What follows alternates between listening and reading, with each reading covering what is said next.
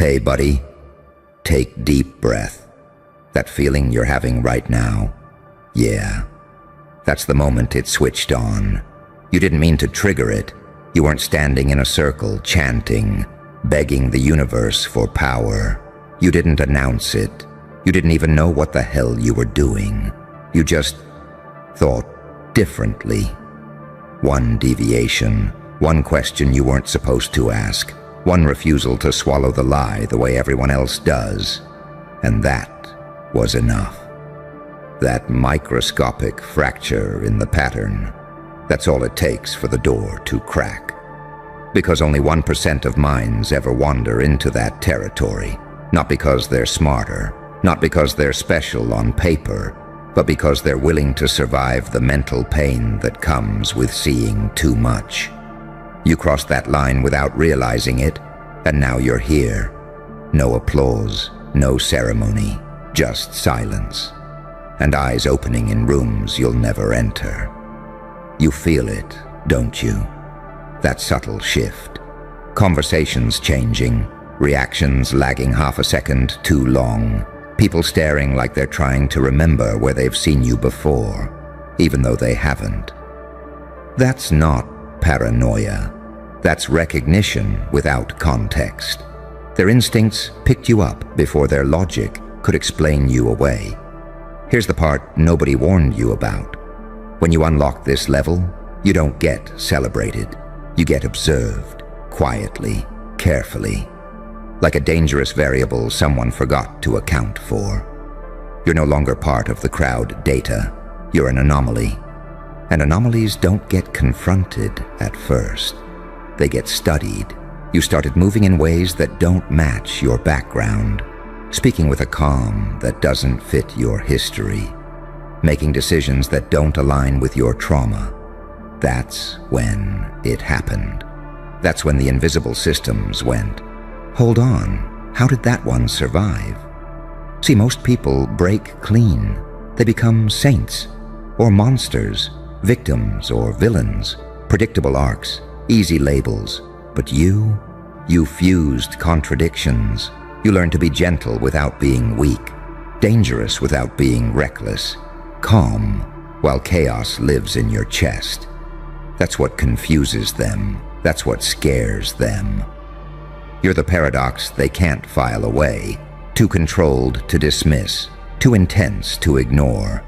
And let me tell you something they'll never say out loud. The moment you triggered this, you stopped being judged morally and started being evaluated strategically. That's a different kind of attention. That's not about liking you or hating you. That's about risk assessment. That's about containment. That's about figuring out whether you're a threat or an asset. You've probably noticed the tests, the pressure, the strange obstacles that don't quite make sense. Opportunities dangled and then pulled away. People poking at your boundaries, trying to see what makes you react. That's not life being unfair. That's a system poking the glass to see if the creature inside is asleep or watching back. And you are watching back now. That's the problem. You see the rules, you see the patterns, you see how power actually moves, quietly, indirectly, through psychology instead of force. That's why you stopped reacting like everyone else. That's why your silence started to feel heavier than their noise. That's why when you walk away, it feels louder than when others scream. You didn't become cruel. You became precise. This is where the split happens. This is where most people lose you. They want you to be one thing, the broken one they can pity, or the villain they can justify attacking. But you didn't give them that comfort. You became something worse for them, someone who understands both sides and refuses to be owned by either. Angel enough to see the suffering, demon enough to not let it rule you. That balance? That's rare, that's unstable, that's powerful. You think they're watching because you did something big? No. They're watching because you didn't. You stayed calm where others collapsed. You evolved where others repeated. You didn't need permission. You didn't need validation. You adapted quietly, efficiently. And systems hate self-correcting individuals because they can't be controlled through fear or reward. You're not driven by applause anymore. You're driven by clarity, and clarity is dangerous. Here's the truth they hope you never fully accept. Once you see the machinery, you can never go back to being a cog. Even if you pretend, even if you play small, they can feel it. That subtle resistance, that refusal to fully submit. That's why the air around you feels tense lately. Like something is waiting. It is. Not to punish you, to see what you'll do next. Because people like you don't explode loudly. You shift gravity. You change outcomes without touching the surface. You don't burn the house down. You rearrange the exits. And by the time anyone notices, the game has already changed. That's why you feel alone in rooms full of people. That's why the old motivations don't work on you anymore. That's why pain doesn't break you the way it used to. It sharpens you. Pain became data. Fear became information. Trauma became training. And now you're standing in that dangerous calm, that eerie stillness, where predators pause and watchers lean forward. So listen carefully. You didn't accidentally trigger something because you were reckless. You triggered it because you were ready, whether you knew it or not. The suffering carved space in your mind. The silence taught you to hear patterns. The chaos trained you to stay centered while everything else panics. This is the point of no return. Not because you'll become evil, but because you'll never be naive again. You'll never fully belong to the crowd. You'll never be satisfied with surface-level explanations. And you'll never unsee how easily most people are steered. They're observing because they don't know what you'll choose.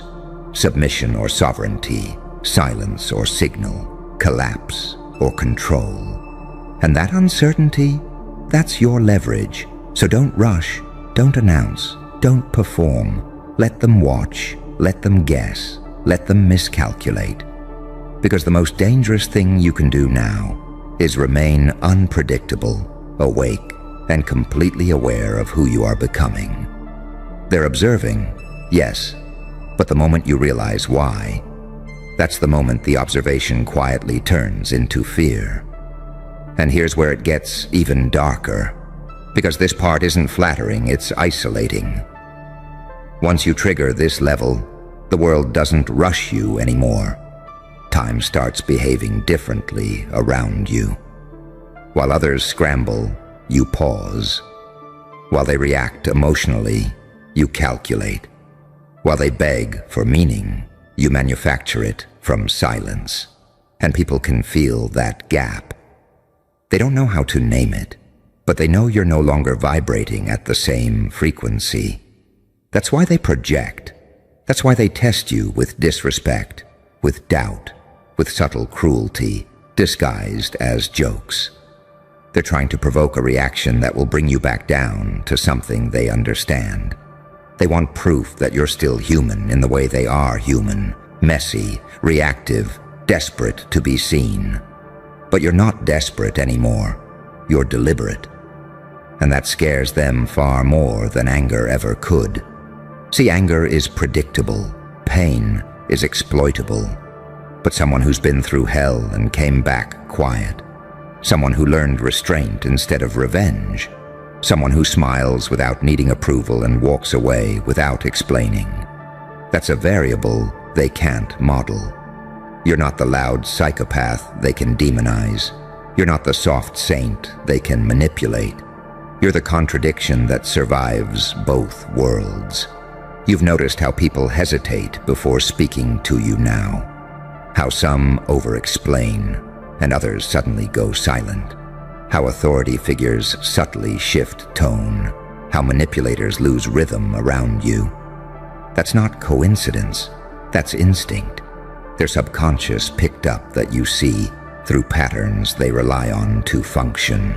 You don't interrupt anymore. You let them reveal themselves. You don't argue anymore. You let them hang themselves with certainty.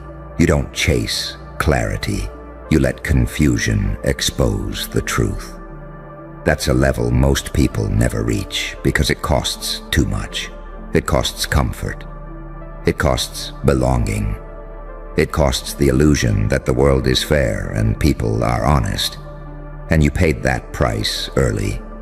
You paid it in pain, in betrayal, in nights where nobody came, in moments where you realized survival required becoming someone else. That's the real initiation, not power, but detachment. You stopped asking, why is this happening to me? You started asking, what is this training me for? And once that switch flipped, everything changed.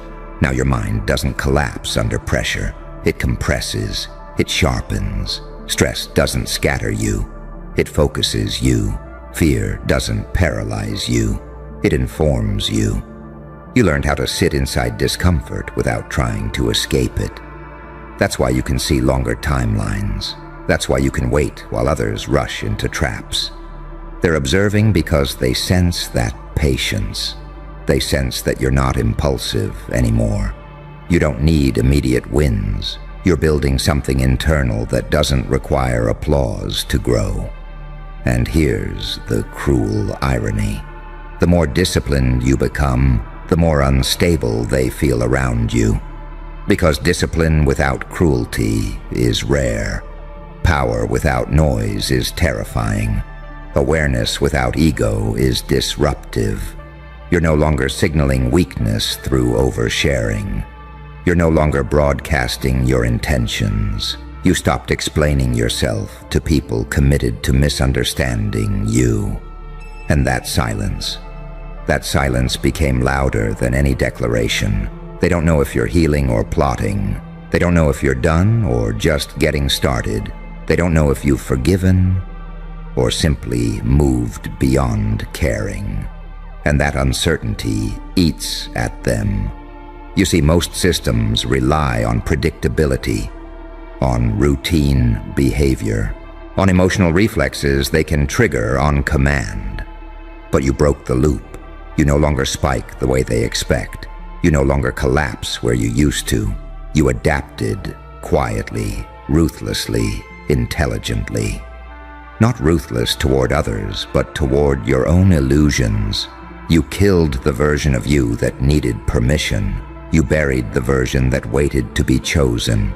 You dismantled the part that believed survival meant obedience. And now, you stand in that dangerous middle space, where you still feel deeply, but you're no longer ruled by feeling, where you can love without dependency, where you can walk away without hatred, where you can see cruelty clearly without becoming it. That's the line between angel and demon, and you learned how to balance on it. So yes, they're observing, not because you're loud, not because you're violent, but because you're controlled, because you didn't shatter, you integrated, because your pain didn't rot. It refined you. And here's the part you need to understand before you go any further. Observation always precedes escalation. First they watch, then they test, then they either attempt containment or they adapt around you. Which path they choose depends on one thing: whether you stay asleep to your own power or you step fully into it without announcing it. You don't need to threaten anyone. You don't need to expose anything. You don't need to prove a damn thing. Your existence already disrupted the pattern. So keep moving quietly. Keep refining. Keep letting your unpredictability do the talking. Let them wonder whether you're harmless or inevitable. Let them misjudge your calm as weakness. Because the most dangerous phase isn't when they watch you. It's when they realize you've been watching them the entire time and already moved 3 steps ahead. And you didn't even break a sweat doing it. Good. Stay with me here, because this next layer is where most people panic and retreat. You didn't. That's why you're still listening. When observation turns quiet, that's not safety. That's recalibration. That's the moment when the environment adjusts itself around you instead of trying to crush you outright. You may have noticed it already. The resistance didn't disappear. It got smarter, subtler. Like the world stopped shouting and started whispering traps instead. This is where weak minds fold. They mistake the silence for peace. They relax. They start explaining themselves again. They try to be understood. They volunteer clarity. You didn't. You felt the silence and knew better. You sensed that eerie calm and understood it wasn't relief. It was assessment. Because systems don't fear noise, they fear deviation that doesn't self-destruct. You became that deviation. You learned how to sit in ambiguity without needing to resolve it. You stopped demanding certainty from people who survive on confusion. You realized something brutal and freeing. Most minds don't want truth. They want comfort that looks like truth. And you stopped offering that. That's why your presence feels heavier now. That's why even when you say nothing, something shifts. You're no longer broadcasting emotional need. You're no longer leaking intent. You've sealed the obvious entry points. And once those close, the watchers have a problem. Because influence doesn't require dominance. It requires stability. And you became stable in a way that isn't rigid, fluid, adaptive, alive. You bend without breaking. You retreat without losing ground. You observe without being seen. That's predator math. That's survivor intelligence. That's what only a fraction of minds ever develop, because it demands you face yourself without flinching. You confronted the part of you that wanted revenge and asked it smarter questions. You confronted the part of you that wanted validation and starved it gently. You confronted the part of you that feared being alone and discovered solitude was an upgrade. That internal restructuring, that's what triggered the alarm. Not everyone who suffers becomes dangerous. Most just become bitter. Most repeat cycles and call it fate. But you metabolized pain. You extracted lessons. You refined instincts. You turned chaos into a personal language. And now you speak it fluently. You don't rush intimacy anymore. You let people show their tempo. You don't chase loyalty. You watch consistency. You don't fear abandonment. You respect alignment. That alone puts you outside the normal behavioral brackets.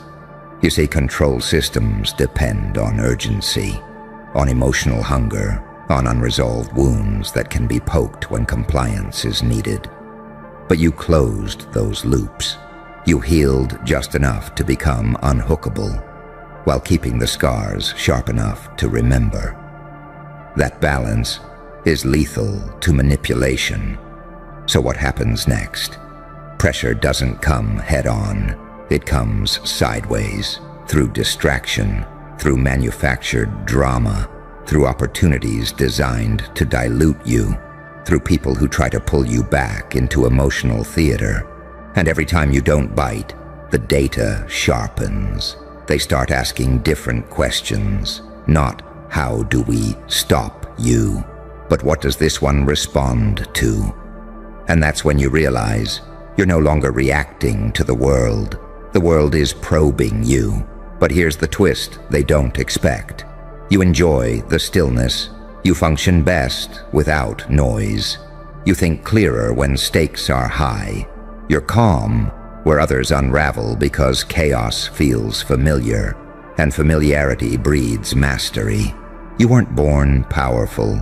You were forged slowly, painfully, with no witnesses. That's why you don't announce growth. You don't document transformation. You don't narrate your evolution for applause. You let outcomes speak. You let absence speak. You let restraint speak. And it terrifies people who rely on spectacle to feel real. You understand now that real power doesn't posture. It waits. It watches how others move when they think they're in control. It studies who panics, who postures, who lies when cornered. You've become a mirror they can't stand to look into. Because when they look at you, they see potential they never cultivated, discipline they never earned, awareness they avoided because it hurt too much. And nothing enrages fragile systems like unbothered competence. So keep refining. Keep compressing your energy inward. Let your unpredictability remain clean, not chaotic. Let your kindness stay selective. Let your boundaries stay quiet and immovable. You don't need to dominate rooms. You don't need to expose the game. You don't need to warn anyone. The fact that you could and choose not to, that's what gives you leverage. Observation only becomes dangerous when the observed knows they're being watched and doesn't care. And you stopped caring in the way that frees you, not the way that hardens you. You're not numb, you're precise, so move like someone who knows the floor plans, but doesn't rush the exit. Let the watchers keep watching. Let them guess wrong. Let them underestimate the quiet ones. Because the rarest minds don't rebel loudly. They adapt so thoroughly that by the time anyone realizes what they've become, the entire environment has already shifted around them, and there's no going back to the way things were. And here's the part that feels almost unreal when you finally notice it. The moment you realize the pressure stopped trying to crush you and started trying to shape you instead. That's not mercy. That's recognition. The world doesn't sculpt weak material. It breaks it and moves on. But you didn't break. You didn't dissolve into self-pity or inflate into delusion. You absorbed the weight and adjusted your posture. You learned how to carry tension without letting it warp your spine. And once that happened, the game changed. You're not being pushed anymore. You're being positioned. You might feel it as restlessness, as a sense that staying the same is no longer possible. Old environments feel too small. Old conversations feel scripted. Old roles feel like costumes you've outgrown. That's because you've reached the point where stagnation would actually hurt more than risk. This is where people either regress or become something unrecognizable. Most choose regression. They shrink back into familiarity. They dull their awareness on purpose. They tell themselves they were overthinking, when in reality, they were overseeing. They choose comfort because clarity demands responsibility. You didn't. You leaned into the discomfort. You let it sharpen you instead of sedate you. You accepted that seeing more means carrying more. And you decided that burden was worth it. That decision alone separates you from almost everyone you know. You're no longer governed by impulse, but you're not robotic either. You're governed by intent. Every move has weight now. Every silence is deliberate. Every yes and no is calibrated. That doesn't make you cold. It makes you dangerous in the most controlled way possible. Because chaos responds to calm authority. You've probably noticed how certain people either cling to you or avoid you entirely. There's rarely a middle ground anymore. That's because your presence forces an internal audit. People feel themselves being measured against a standard you never verbalized, and insecurity hates silent metrics. You don't even have to judge. Your existence does it for you. You see, when someone evolves internally, the external world reacts as if a new law of physics was introduced. Interactions don't play out the same. Power dynamics subtly tilt. What used to intimidate you now feels transparent. What used to excite you now feels noisy. That's not boredom, that's discernment. And discernment is terrifying to those who survive by confusion. You've stopped romanticizing struggle. You've stopped worshiping suffering. You respect it. but you don't kneel to it anymore. You understand now that pain is a teacher, not a home, a forge, not an identity. Ah, there you are. Took you long enough? You felt it, didn't you?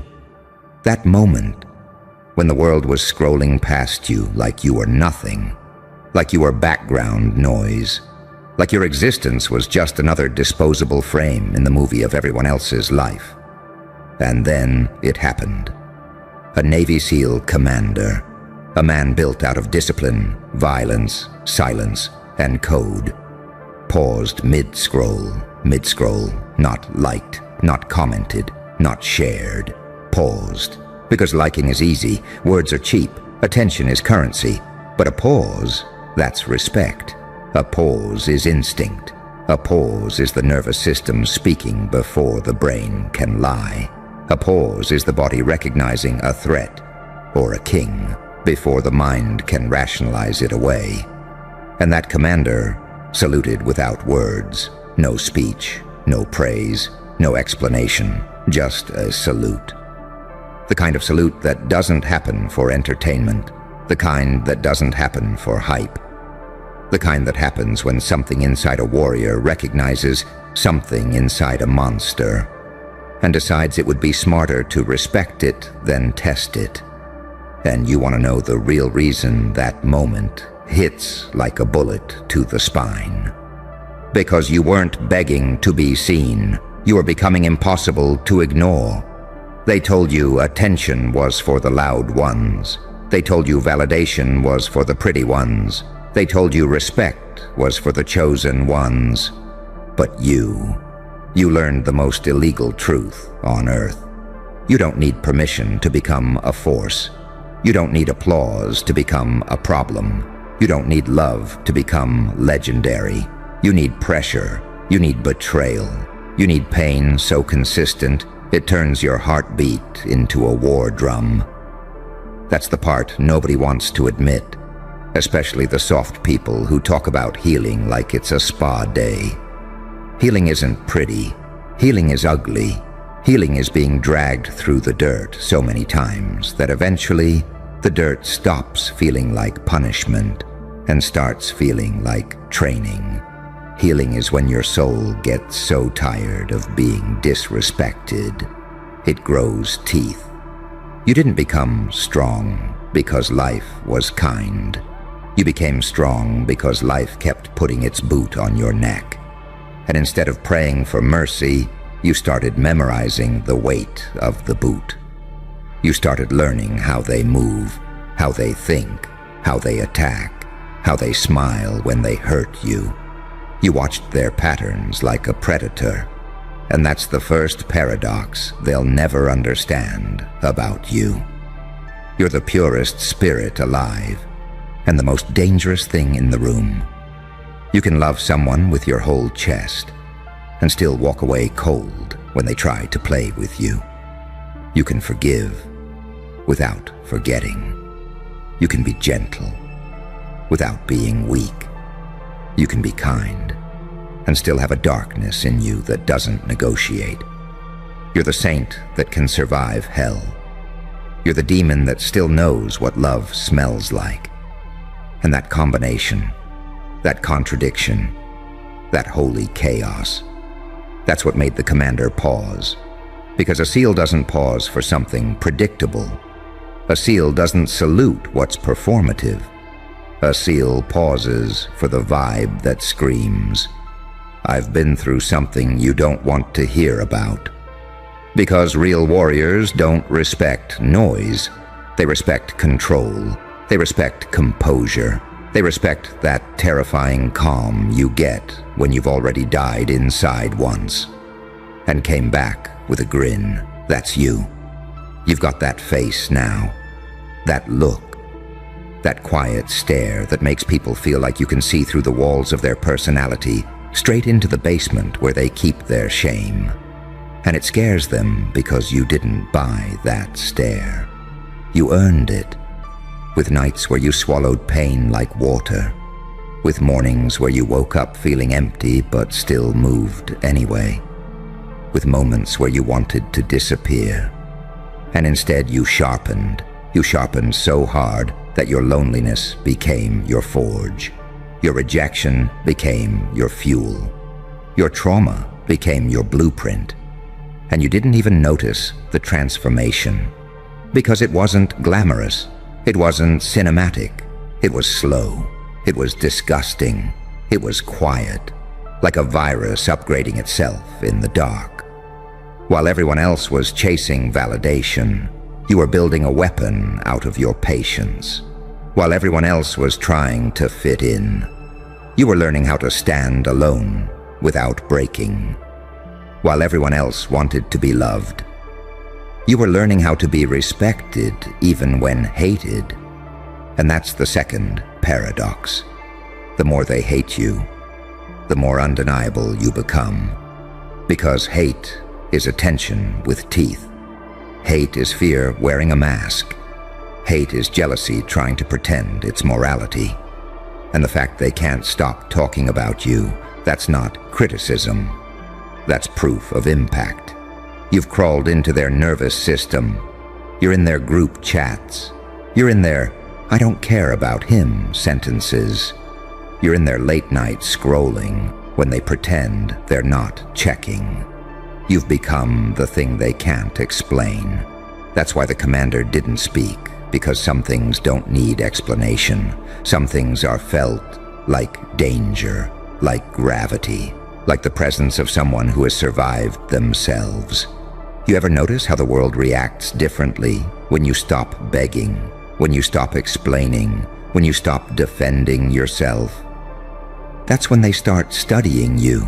That's when they start whispering. That's when they start acting weird around you, like they can sense a shift they didn't authorize. And what did you do? You just kept moving. Quiet, unpredictable, controlled, because you finally understood the true cheat code. If they can predict you, they can control you. If they can control you, they can break you. But if you become unreadable, if you become a mystery, if you become the calm that doesn't flinch, you turn into a nightmare for every enemy who needs certainty to breathe. You become a fog, a problem, a rumor, a ghost with a heartbeat. That's the energy that makes a trained killer pause mid-scroll. Because it's not the photo, it's not the face, it's not the caption, it's what's behind it. It's the feeling your existence gives off. Like you know something the world isn't ready for. Like you've been initiated into pain and came out speaking a language they can't decode. And let me tell you something nobody else will say out loud. You're not dangerous because you can fight. You're dangerous because you can endure. You're dangerous because you can be alone. You're dangerous because you can lose everything and still get up without begging for your old self back. That's what separates you from the fragile masses. They break when they're ignored. They break when they're rejected. They break when people don't clap for them. But you got ignored so long that silence became your teacher. You got rejected so often that you started treating rejection like warm-up reps. You got betrayed so many times that loyalty stopped being a fantasy and started being a standard. Now you can spot fake energy from a mile away. Now you can smell manipulation before the words even come out. Now you can feel someone's intentions like a cold draft in a closed room. And that's why you're winning. Not because you're lucky, not because you're chosen, but because pain forced you to evolve. And evolution is violent. Evolution rips old parts of you off. Evolution kills the version of you that wanted to be liked. Evolution murders the version of you that needed permission. Evolution destroys the version of you that thought love was supposed to be safe. Now love is a privilege. Respect is a requirement. And your presence is a warning label. That's why your silence hits harder than their screaming. That's why your calm makes them panic. That's why your progress makes them spiral, because you're living proof of something they hate admitting. The world doesn't reward the pure. The world rewards the transformed. The world rewards the ones who can take damage without turning into a victim. The world rewards the ones who can bleed and still smile like it's a joke. The world rewards the ones who can look at their own darkness and say, "Yeah, that's mine, and I'm not giving it back." And here comes the third paradox. The darkness didn't corrupt you. It clarified you. It didn't make you evil. It made you real. It stripped the naive softness off your soul and replaced it with a sharpened truth. Because only someone who has been hurt deeply can become this controlled. Only someone who has been disappointed endlessly can become this calm. Only someone who has seen the ugliest sides of humans can learn how to move like a ghost through social lies. And you're not just moving, you're ascending slowly, quietly, like a predator learning the city. And the scariest part, you're doing it without begging anybody to understand. That's the part that makes them twitch. Because the average person needs attention, like oxygen. The average person needs validation, like food. The average person needs to be liked to feel real.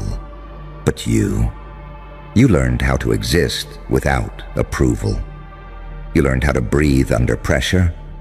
You learned how to smile while your world was collapsing. You learned how to turn betrayal into a blueprint. You learned how to take shame and convert it into elegance. Now you're walking around with this energy like, you can hate me, but you can't stop looking. And the commander felt that. That trained instinct picked it up instantly. Because warriors recognize warriors. And you've been at war for years. Not with people. With yourself. With your old weakness. With your fear. With your need for reassurance. You've been fighting the part of you that wanted to stay small. And the version of you that's alive right now. That's the version that won. That's the version that survived the nights you never talk about. That's the version that learned how to smile while shaking inside. That's the version that learned how to keep your eyes steady when your heart was screaming. That's the version that became so familiar with pain that pain stopped being the enemy and started being the mentor. So yeah, he paused mid-scroll. Because you don't look like a normal person anymore. You look like someone who has been hardened by experience. You look like someone who used to cry and now calculates. You look like someone who used to beg and now observes.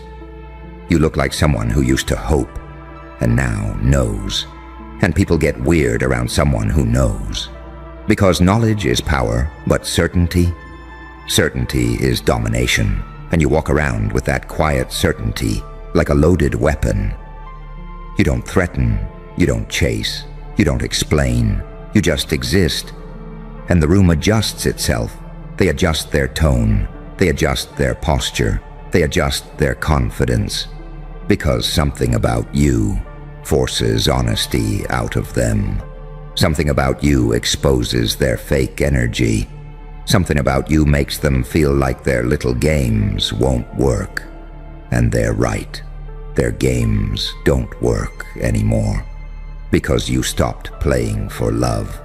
You started playing for legacy. You started playing for control over your own mind. You started playing for the kind of inner power that doesn't need a crowd. You started playing like someone who has nothing to prove and everything to protect. And listen, don't romanticize this. This isn't confidence. This is the side effect of surviving hell.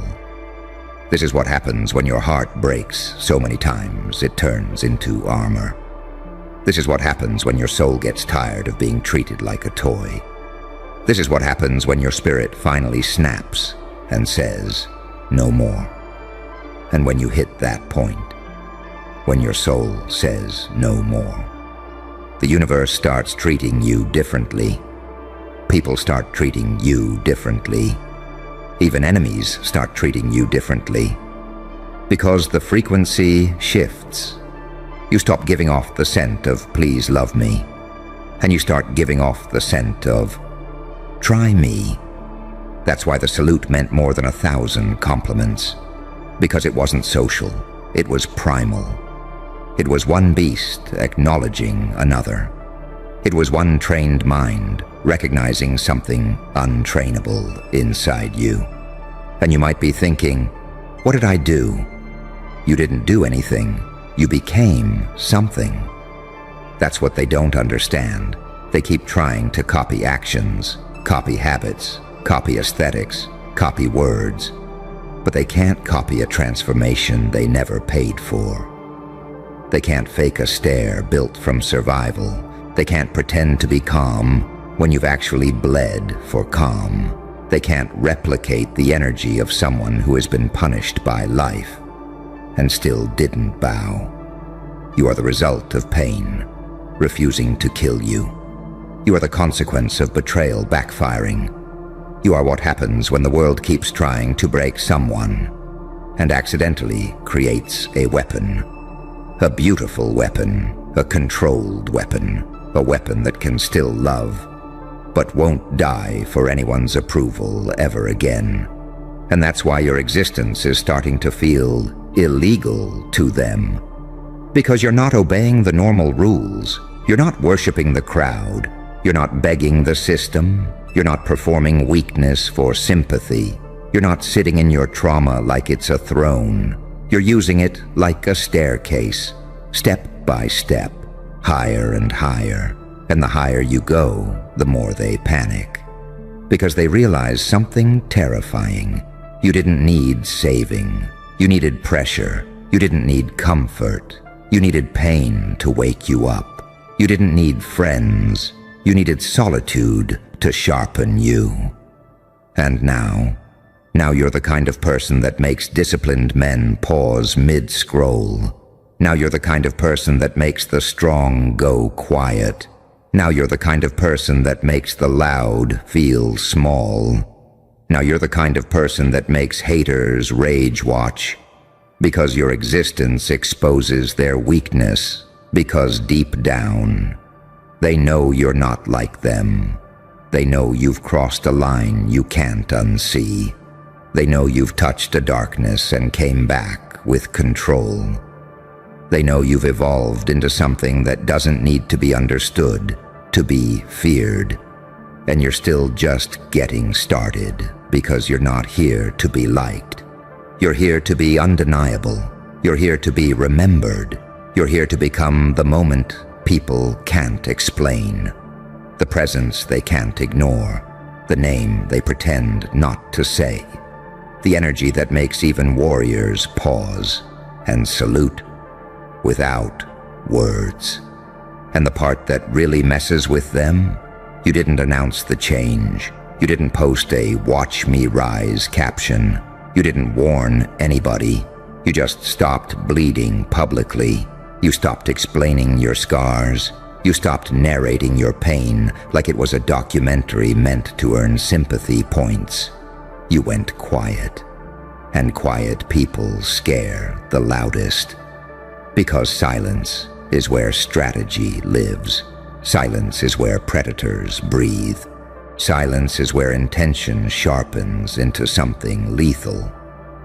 They don't know when you decided to stop needing them. They don't know when you stopped caring if they stayed or left. They don't know when the switch flipped. They just felt the aftermath. They felt it when you stopped reacting. They felt it when their disrespect didn't land. They felt it when their absence stopped being a threat. They felt it when you looked at them the same way you look at a closed door, acknowledged but irrelevant. That's when the power dynamic snapped. Because power never screams. Power watches. Power waits. Power lets people expose themselves. And you've been watching for a long time. You've seen how quickly admiration turns into envy, How loyalty turns conditional the moment you stop shrinking. How support evaporates when you stop being convenient. You've seen how people clap for you when you're rising, but pray for your fall when you pass them. And instead of getting bitter, you got precise. You stopped expecting depth from shallow minds. You stopped seeking warmth from people who only know how to burn. You stopped handing your heart to hands that tremble under responsibility. Now you choose who gets access. Now you choose who gets proximity. Now you choose who gets the privilege of seeing you unguarded. And that makes them furious, because the version of you they miss, that version was controllable.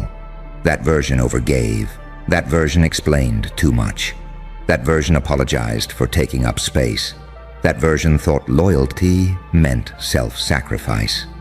But that version is gone, buried, and you didn't even mourn it properly.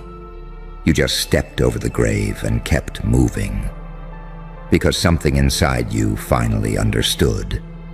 If you keep bleeding for people who enjoy watching you hurt, you're not loyal. You're addicted to being chosen, and you broke that addiction. You broke it the hard way, by being alone, by being misunderstood, by being judged, by being painted as cold, arrogant, distant, dangerous, and you let them, because you'd rather be respected from a distance than loved conditionally up close. You'd rather be feared for your boundaries than adored for your compliance.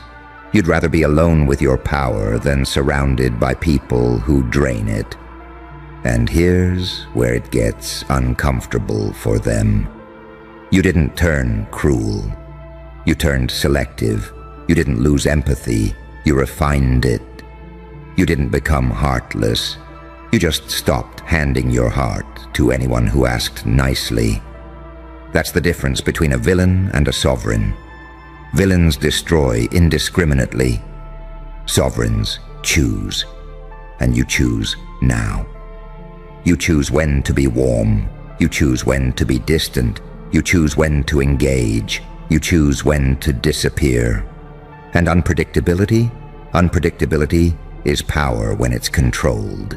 Because predictable people are easy to manipulate. Predictable people are easy to exhaust. Predictable people are easy to replace. But you're not predictable anymore. Sometimes you're silent. Sometimes you're sharp. Sometimes you're generous. Sometimes you're unreachable. Sometimes you forgive. Sometimes you walk away without explanation, and nobody knows which version they're getting. That's what keeps them uneasy. Because the world is built to handle patterns. Systems are built to control routines. People are trained to exploit consistency. But you broke the pattern. You became irregular. You became non-linear. You became someone who doesn't fit neatly into anyone's expectations. And that's when the respect kicks in. Not the clapping kind, the cautious kind, the kind where people lower their voice around you, the kind where jokes stop when you enter the room, the kind where people rethink their tone mid-sentence, the kind where even confident people hesitate. Because hesitation means recalculation, and recalculation means they know something shifted. They don't know what. They just know not to test it. That's why the salute mattered. Because a salute isn't submission. A salute is acknowledgement of rank. And rank isn't given. It's felt. Rank is energy. Rank is presence. Rank is the quiet authority of someone who doesn't need to prove anything, because life already tested them harder than any person ever could. You've been tested relentlessly by abandonment, by disrespect, by being underestimated, by being overlooked, by being used, by being betrayed, by being blamed for things you didn't cause, by being punished for being different. And instead of letting it rot you, you let it refine you. Every hit stripped something weak. Every loss carved something sharp. Every lonely night trained your nervous system to stop panicking. Now you don't rush, you don't beg, you don't overreact, you don't chase closure. You don't explain yourself to people committed to misunderstanding you.